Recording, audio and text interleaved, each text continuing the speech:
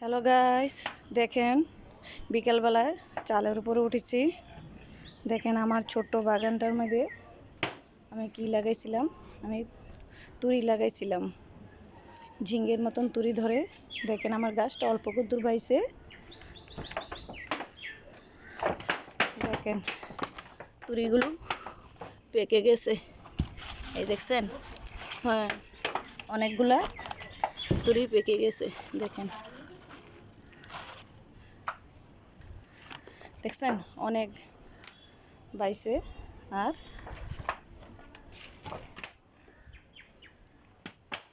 আর কিছু তুরি পেরে নিলাম। দেখেন,